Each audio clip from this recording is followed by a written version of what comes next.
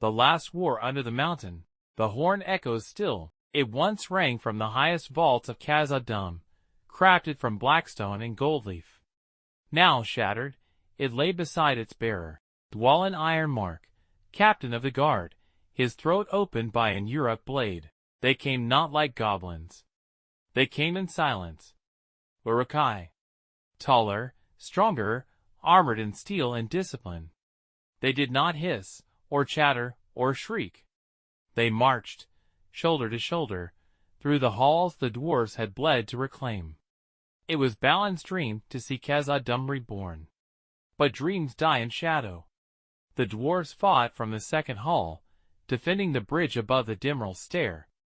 Arrows clanged against columns.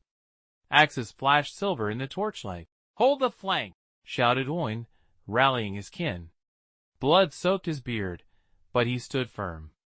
Ori, the scribe, stood beside him, no warrior, but he fired bolts from a heavy crossbow with trembling hands. The sound of marching never stopped. The Uruk-hai came from 3 directions. When they breached the upper walkway, it wasn't goblin chaos. It was formation. Strategy. The dwarves began to fall. They pulled back toward the east gate, the doors of Durin, facing the lake. The passage narrowed, and here they made their stand. 10 dwarves. The last. "Barak Khazad! Khazad I minu!" They roared, axes raised. A charge met them, black iron and red eyes. Stone cracked. Blood sprayed. Oin fell, screaming curses until his voice gurgled out. Ori dropped his crossbow and picked up Oin's axe, swinging blindly. His ink-stained hand shook, not with fear, but rage. He died standing. And then they were 4. Balin, Nori, Brock, Thrain. And Balin, lord of Moria, still wore his red cloak, now torn and burned. His helm had been lost, his crown dented. Yet his eyes remained bright. He looked back at the gate, the outline of the elvish inscription faint in the moonlight from outside. "So close!"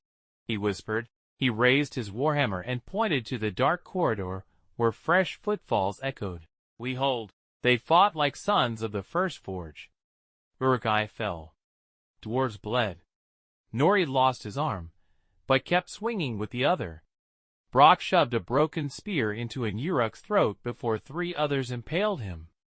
Thrain, Balin's cousin, guarded the gate lever. "Balin!" he cried. "Now!" The Lord of Moria turned too late. A black arrow pierced his gut. He dropped to his knees. Still breathing. Still watching. Thrain pulled the lever. The doors of Durin groaned. The stone shifted, ancient gears grinding. Moonlight poured in, silver on black water. The Uruk-hai surged again. Thrain roared, hurling himself into them to buy time. Balin crawled, bleeding, wheezing, toward the pool outside. He reached the threshold. The moon touched his face. And then the gate slammed shut behind him. Silence. He lay at the edge of the water, staring up at the stars through the valley of Dimral Dale. Somewhere inside, screams still echoed. He didn't hear them. He only heard the horn. The one that called them home.